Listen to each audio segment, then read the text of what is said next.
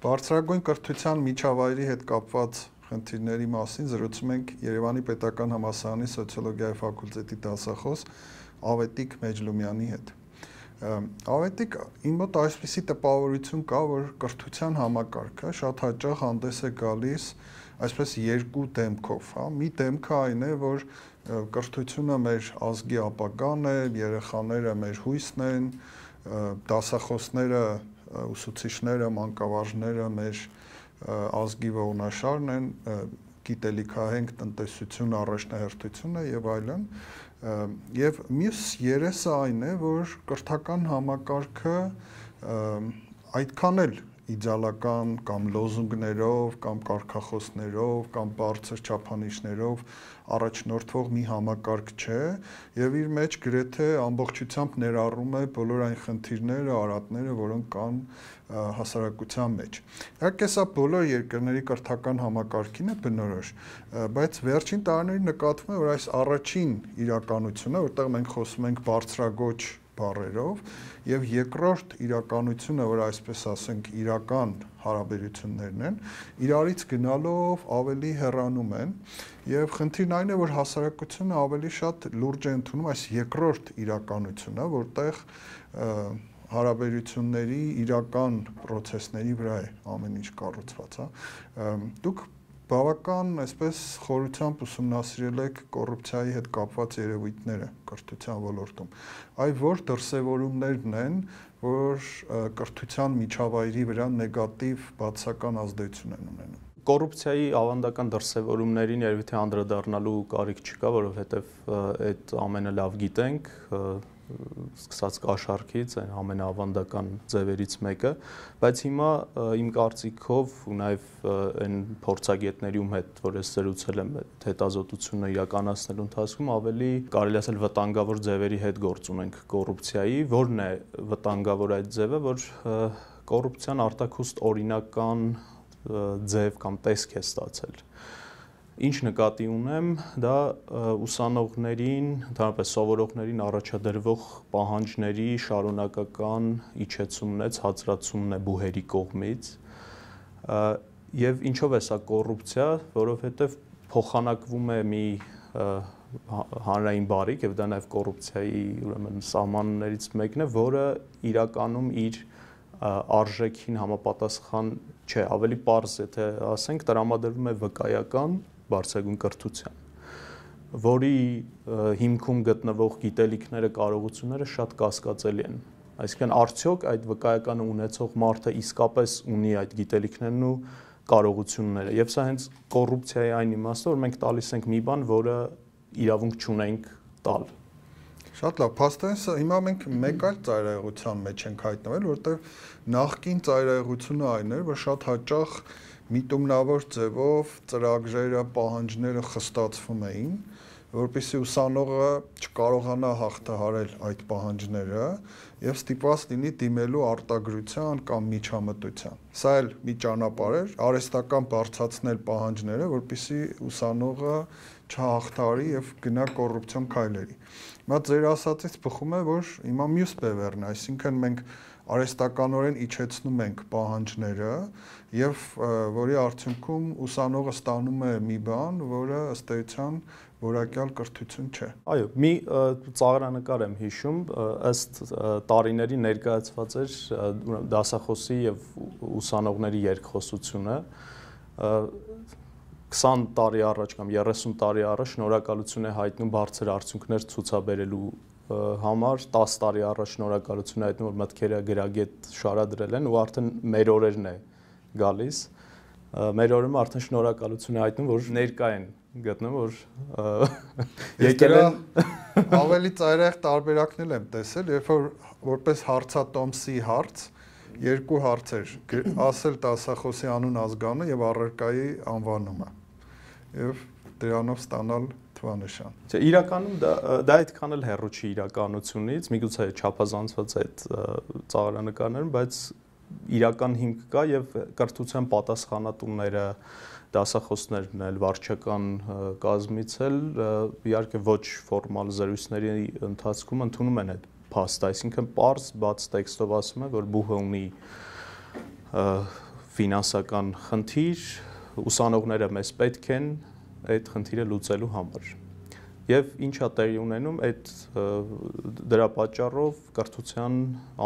լուրջ անկումա տեղի ունենում, որովհետև միջավայրը արդեն հարմար չի ինտենսիվ սովորելու համար։ Մի միջավայրը, որտեղ մարդիկ չեն եկել կամ նրանց մի զգալի մասը չի եկել գիտելիք ստանալու համար։ Մյուս կողմից, քանի որ նաև ընդունելության շեմը ու պահանջներն են իջեցվել, մարդիկ նաև չունեն բավարար կարողություններ սովորելու համար։ Միգուցե կցանկանային։ Ես անվանում եմ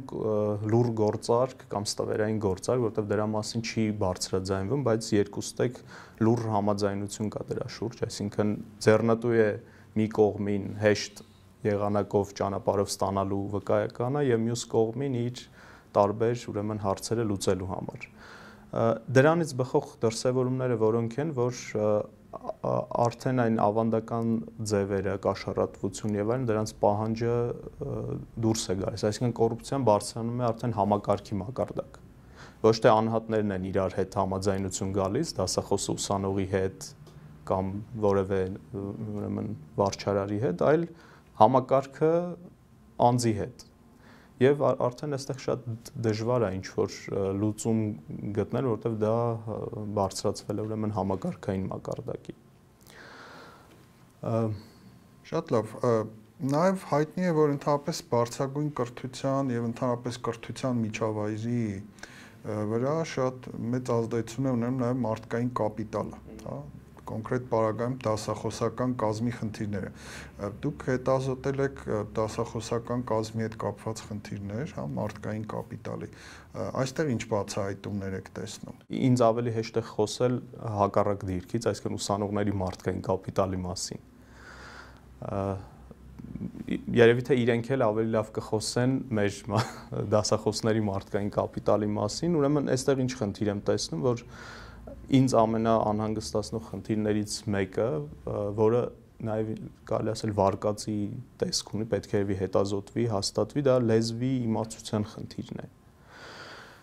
Այսինքն գիտելիքի ցածր մակարդակը կամ դժվարությունը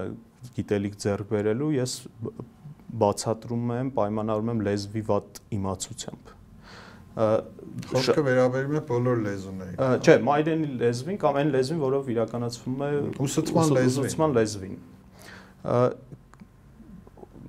Օրինակ, երբ որ կարդում ենք քննությունները, գրավոր քննությունները կամ կուրսային աշխատանքները, տեսնում ենք, որ մեծ թվով ուսանողներ մտածում են ոչ թե ամբողջական նախադասություններով, այլ առանձին բառերով կամ պատկերներով։ Ոնց որ օրինակ սոցիալական ցանցերում մենք դնում ենք ժպիտ, սմայլիկ կամ փակագծեր, որ նշանակում է։ Այսինքն խոսքը տեքստի վախճանի մասին է։ Հա, տեքստը որպես ամբողջական մի օրգանիզմ կարծես գոյություն չունի արդեն, բաժանվել է ուրեմն կտորների, ցակուցրիվ ա եղել եւ վատն է, որ իրենք չեն տեսնում այդտեղ խնդիր, այսինքն իրենց համար նորմալ է, իրենք սովորել են այդպես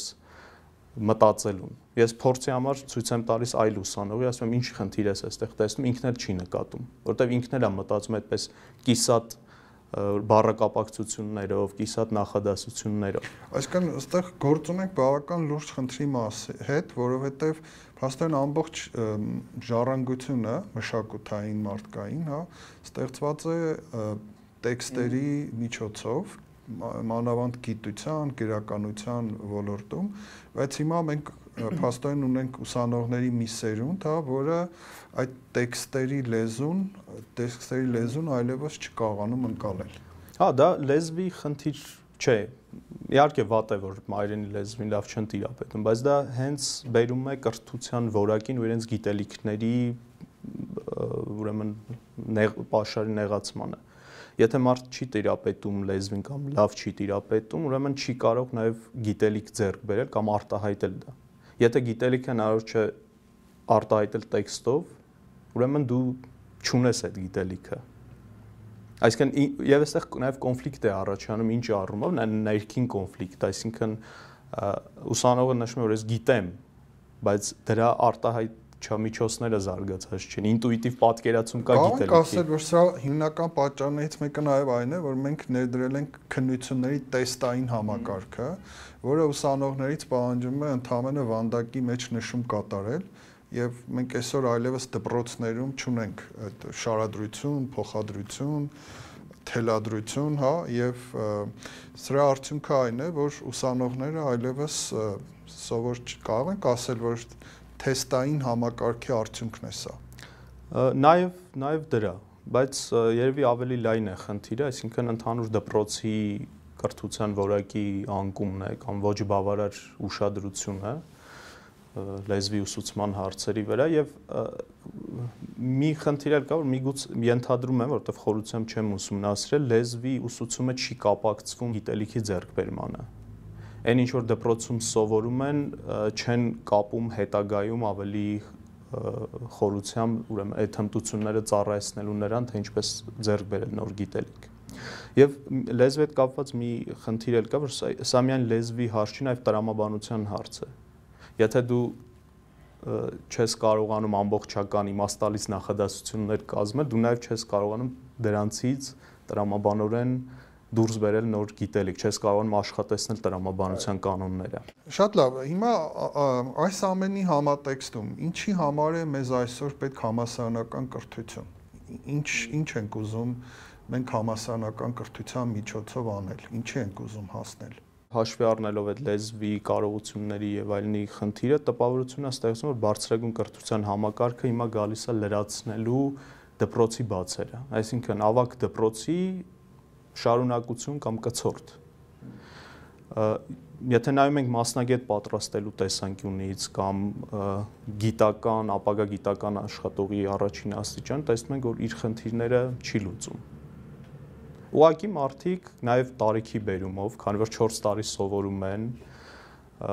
եւ ի վերջո գտնվում են այդ միջավայրում, ձեռք են բերում լրացուցիչ գիտելիքներ, որոնք ընդհանրապես հարստացնում են դպրոցի տված պաշարը։ Բայց որակական բեկումնային փոփոխություն իմ կարծիքով չի բերում։ Բայց չէ՞ որ մենք դպրոցական կրթությունը ավելի երկարացրել ենք, հիմա 12 տարի են սովորում, ավելի շատ առարկաներ են սովորում, ավելի վաղ են սկսում կրթությունը, ինչու դպրոցը չի կարողանում իր խնդիրները լուծել, հա, եւ սրա շարունակությունն էլ ես ձեզ ասեմ, համալսարանները լուծում են դպրոցների խնդիր, իսկ գործատուներն էլ շատ հաճախ դժգոհում են, որ իրենք էլ լուծում են այն խնդիրները, որ պետք է համալսարանները լուծեին, հա, այս արատավոր շրջանից ինչպես պետք է դուրս գանք։ Իսկապես այդպես է, ամեն մի համակարգը գործ ունենում մյուսի թերացումների հետ։ Այդ շղթան շատ լավ է նկարագրված։ Դպրոցները կոչենք մանկապարտեզներ, համալսարանները դպրոցներ, հա։ Իրենց ճիշտ անվանա։ Իսկ գործատուները իրենց համար համալսարան բացեն։ Ես էլի ուզում եմ վերադառնամ այդ խնդրին, որովհետև դա ինձ շատ է հետաքրքրում, օրինակ էլի լեզվի կամ այլ կարողությունների հարցը ժամանակի մի զգալի մասը դասախոսի գնում է նման կարողությունների զարգացման վրա։ Օրինակ, երբ որ ես աշխատում եմ կուրսային աշխատանքի վրա, ուսանողի հետ համատեղ, իմ ժամանակի այն մասը, որ ես կարող էի տրամադրել բովանդակային հարցերի քննությանը, ինչ-որ նոր գաղափարներ առաջ քաշել, այդ ժամանակի զգալի մասը գնում է հենց նման խնդիրների լուծման, այսինքն տեքստի կապակցվածություն, տրամաբանական շարադրանք, վերլուծելու կարողություն, այն ինչ որ դպրոցից արդեն պետք է գար ու հատկապես ավագ դպրոցի աշակերտ արդեն պետք է տիրապետեր այդ ամեն ինչին։ Ստացվում է, որ առնվազն առաջին եւ երկրորդ կուրսերում համալսարանը ընդամենը պատրաստում է այն մարդկանց, ովքեր կարող են հաջորդ կուրսերում սովորել։ Քո ասածից ես հետեւյալ երկընտրանքը բերեմ, դասախոսների միջև այսպիսի մի տարաձայնություն կա, դասախոսների մի մասը ասում է, որ եթե մենք տեսնում ենք, որ մեր ուսանողները առանձին բազային գիտելիքների եւ հմտությունների չեն տիրապետում, որոնք պետք է ձեռք բերեին դպրոցում, մենք ստիպված ենք մեր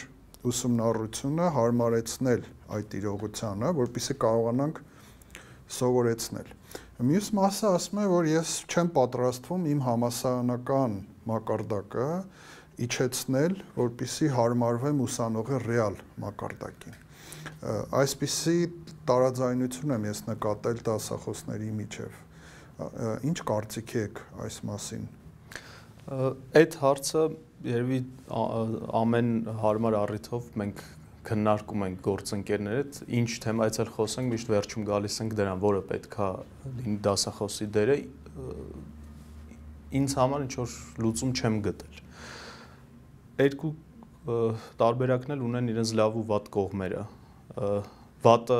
ինչն է, որ մենք երբ որ լուծում ենք այլ խնդիրներ, որ կոչված չենք լուծելու, բերում ենք ընդհանուր էլի որակի անկմանը, կամ այն ժամանակը, որ պետքա նպաստեր որոշ խմբի մոտ, փոքրամասնության մոտ գիտելիքների ու հմտությունների ձևավորմանը, մենք այդ ժամանակը օգտագործում ենք մեծամասնության մոտ այդ բազային կարողությունների ձևավորման համար։ Այսինքն այս առումով դա արդար չի, որովհետև դու լուծում ես այլ խնդիր։ Մյուս կողմից առանց դրա էլի հնարավոր չի որոշակի արդյունքներ ապահովել եւ այստեղ հակասություն կա նաեւ այն մտքի հետ, որ ի վերջո ինչ է կրթությունը, շուկա թե ինչ։ Մենք այստեղ երկու բան ենք իրար հետ խառնում, մի կողմից շուկան, մյուս կողմից բարոյախոսությունը։ Եթե համարում ենք, որ շուկայի, ուրեմն ենթադրում ենք, որ մարդիկ եկել են գիտակցված ու կարողություններով։ Մեր խնդիրն է ընդհանրապես նրանց պահանջին ընդառաջ գնալ ու տալ գիտելիք։ Բայց իրականության մեջ պատկերը լրիվ այլ է։ Դասախոսի դերը լրիվ փոխված է, որտեղ ինքն է իր վրա վերցնում մոտիվացիա առաջացնելու այդ պահանջը ձևավորելու խնդիրը։ Էլի նույն ստացվում է, որ դպրոցի գործառույթն է, այսինքն այն ինչ որ անում է մանկավարժը, համարելով որ երեխա է, դեռ չի գիտակցում, նրա մոտ պետք է ձևավորի շահի գիտակցումը, նաև կրթության արժեքի, նույն բանը ստիպված է անել դասախոսը։ Ինքը մոտիվացնի, ինքը ձևավորի այդ շահը, նոր դրա հիման վրա փորձի անցնել մյուս մակարդակներ։ Իսկ ինչ են մտածում այս հարցի հետ կապված ուսանողները, ինչու են իրենք լռում, ինչի իրանք չեն ընդվզում, ինչի չեն պահանջում։ Այստեղ արդեն լուծումները անհատական են։ Այն ուսանողները, ովքեր եկել են այդ լուր գործարքի շրջանակներում, նրանք բնականաբար որևէ պահանջ ներկայացնելու ցանկություն ու հիմք չունեն։ Նրանց ձեռնտու է այս վիճակը։ Նաև դասախոսներից ավելին պահանջելու հիմք չունեն։ Նրանք ովքեր եկել են այլ մոտիվացիայով, պահանջն ու բողոքը նրանք են ձևակերպում։ Բայց չէ՞ որ այդ ուսանողները ըստեյցան ապագայում խնդիր կունենան եւ աշխատանք գտնելու եւ մասնագիտության հետ կապված մրցունակության խնդիր կա, մանավանդ հիմա եթե նայենք մոբիլության տեսանկյունից, եթե այլ երկրներ մեկնեն խնդիրներ կունենան։ Դա էլ է վիճելի, որովհետև մենք սկզբում խոսում ենք իրականության մասին, իրականության պահանջները կարծես թե այլ են։ Օրինակ շատ ուսանողներ ասում են, որ արդեն իրենց աշխատանքի հարցը լուծել են այլ միջոցներով։ Ծանոթության կամ ի սկզբանե գիտեն, որ աշխատելու են ոչ մասնագիտությամբ։ Կամ ուսման ընթացքում են դա պարզում, կամ ի սկզբանե եկել են իմանալով, որ աշխատելու են այլ ոլորտում։ Շատ լավ։ Նաև Բոլոնիայի այս բարեփոխումների շրջանակներում բուհերում հիմա կարևորվում է դասախոսների մասնագիտական զարգացման խնդիրը, հա։ Շատ բուհեր արդեն ներդրել են վերապատրաստման համակարգեր, պարտադիր կրեդիտային համակարգ, նաև դասախոսների համար։ Սա ինչ որ բան կարող է փոխել բուհերում։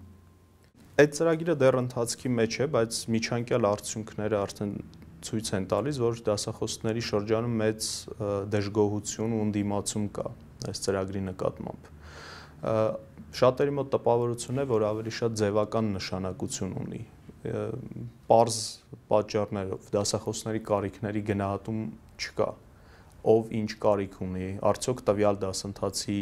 անհրաժեշտությունը կա թե ոչ։ բազմաթիվ խնդիրներ կան, օրինակ, ասենք լեզվի իմացության հետ կապված կան դասախոսներ, ովքեր ոչ միայն սովորել են արտերկրում, այլ նաև այլ լեզվով դասավանդել են։ Եվ նրանք կամ ընդհանրապես տարբեր կարողություններ ունեցող դասախոսները կարծես դրվում են նույն հարթության մեջ, այսինքն ստիպված է իր ժամանակը տրամադրել, մասնակցել տարբեր դասընթացների, քննությունների, ընդամենը որոշակի մակարդակ հավաստելու համար։ Բայց չէ՞ որ կան տարբերակումներ, օրինակ եթե դուք փայլուն տիրապետում եք օտար լեզվին, չեմ կարծում որ ձեզ պարտադրեն, որպեսզի դուք գնաք օտար լեզվի պարապմունքների։ Չէ, պարապմունքների չէ, բայց քննություն տալը անհրաժեշտ է։ Կարելի է խոսել նաև դասընթացների բովանդակության մասին, այն ինչ որ սովորում են դասախոսները, արդյոք կիրառելի է ընդհանրապես կամ համալսարանում կան համապատասխան պայմաններ։ Այստեղ նույնպես խնդիրներ կան։ Կամ օրինակ մի դասընթաց, որին ես հիմա եմ մասնակցում, դասավանդման ժամանակակից մեթոդներ։ Դասը հետաքրքիր է անցնում, բովանդակությունը հետաքրքիր է, բայց անվանման հետ ուղիղ կապ ես չեմ գտնում, որովհետև ինքնին ես դասավանդումն էլ ոչ ժամանակակից մեթոդով է իրականացվում եւ լսարանի մոտ չեմ կարծում որ պատկերացում է ձեռում թե ի վերջո այդ ժամանակակից մեթոդները որոնք են։ Մի խոսքով նման բազմաթիվ խնդիրներ կան, սկսած կարիքների գնահատումից, դասընթացների որակից ու ի վերջո դրանց կիրառումից։ Որևէ գնահատում չկա ու չի իրականացվում, ստացած գիտելիքը դասախոսը օգտագործում է դասավանդման գործընթացում, կիրառում է որևէ սովորած բան, թե չի կիրառում։ Իմաստ ունի դասախոսներին սովորեցնել։ Ոչ թե պետք է սովորեցնել, այլ խթանել ինքնակրթությունը։ Այդ սահմանափակ դասաժամերի ընթացքում չեմ կարծում, որ ինչ-որ գիտելիք է ձևավորում։ Պետք է խթանել տարբեր միջոցներով, դա կարող է լինել եւ աշխատավարձի հետ կապված, եւ խրախուսանքի այլ միջոցները, որպեսզի դասախոսը ինքնուրույն իր վրա աշխատելով կարողանա որոշակի ուրեմն հմտություններ ձևավորի։ Օրինակ, ես հաճախ նշում եմ նույն դասալսումների մասին։ Թվում է թե դասախոսը դրա մասին չպետք է խոսի, որտեղ իր շահերից չի բխում, բայց դասալսումը ոչ թե ստուգման իմաստով կամ դասախոսի վրա ճնշում գործադրելու, այլ օգնելու, խորհրդատվություն տրամադրելու։ Դա կարող է ավելի լավ ձև լինել նաև գործընկերների կողմից իրականացվող դասալսումն ու հետագա խորհրդատվությունը, որպեսզի տեղի ունենա զարգացում կարողությունների կատարելագործում։ Շատ լավ, ամփոփելով այսպիսով նշենք, որ ձեր կարծիքով մեր կրթական, բարձրագույն կրթական միջավայրում կան բավական խորքային խնդիրներ, հա, սա շատ կարևոր է, որովհետև շատ հաճախ կրթության խնդիրները մեր մոտ ներկայացվում են մակերեսային տեսանկյունով։ Կրթական համակարգի խնդիրները միայն իր խնդիրները չեն։ Դա ընդհանուր հասարակական միջավայրից է գալիս, կրթության արժեքից, ընդհանրապես ինչի համար է պետք կրթությունը։ Դրա մասին էլ նշեցինք, եթե ուսանողը տեսնում է, որ աշխատաշուկայում ռեալ հնարավորություններ չունի մասնագիտությամբ աշխատելու, կամ աշխատանքի ընդունվելու հնարավորությունները միանգամայն այլ են, գիտելիքը չէ, բնականաբար արդեն մոտիվացիայի ու ջանք գործադրելու շատ լուրջ անկում է տեղի ունենում։ Այսինքն մենք ունենք նաև օբյեկտիվ պատճառներ, միայն սուբյեկտիվ չէ կամ ինչ-որ մեկի չար կամքը չէ, որ ունենք հետևյալ իրավիճակ, ունենք ընդհանուր իրավիճակ տնտեսության, աշխատաշուկայի, բարոյահոգեբանական մթնոլորտի եւ այդ ամեն ինչն է բերում նաև կրթության համակարգում առկա խնդիրներին։ Իսկ մարդկային կապիտալի հետ եթե կապենք, արդեն փոխադարձ փոխպայմանավորող բաներ են դրանք։ Չկա պահանջ դասախոսների մարդկային կապիտալը չի զարգանում, որտեղ այդ պահանջը շատ ցածր է, եւ հակառակը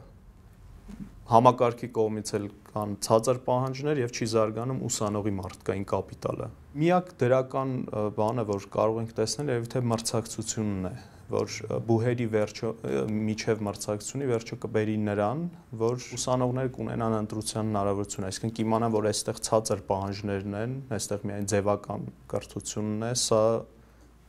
մյուս բուհը տրամադրում է իսկապես որակյալ կրթություն ու դա կարող է փոխել ինչ-որ մի բան։ Եվ այստեղ նաև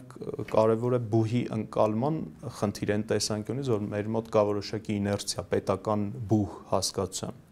Չնայած կարգավիճակը հիմա փոխվել է, բուհերը հիմնադրամներ են դարձել, բայց այդ իներցիան դեռ կա այն իմաստով, որ բուհը կարծես ընկալվում է բոլորի համար մատչելի բարձրագույն կրթություն ապահովող մի հաստատություն։ Այսինքն էլի բարոյախոսական բան կա, այստեղ բարոյականության տար կա, որ մեր մոտ բարձրագույն կրթությունը դա էլիտար մի բան չէ, տեսեք մենք բոլորի տալիս ենք այդ հնարավորությունը։ Եվ սա հենց այդ պետական կոչված բուհերի գլխավոր խնդիրն է։ Իրենք կարծես մյուս բուհերից մի տեսակ առանձնացված են, այդ բարոյախոսական դիմակի տակ են դեռ։ Երբ որ նրանք էլ լիովին մտնեն մրցակցային դաշտ, այսինքն կրթությունը դիտեն հենց այդպես վճար, որակյալ կրթություն հարթության մեջ, ինձ թվում է արդեն շատ բան կփոխվի։ Շատ լավ, շնորհակալություն։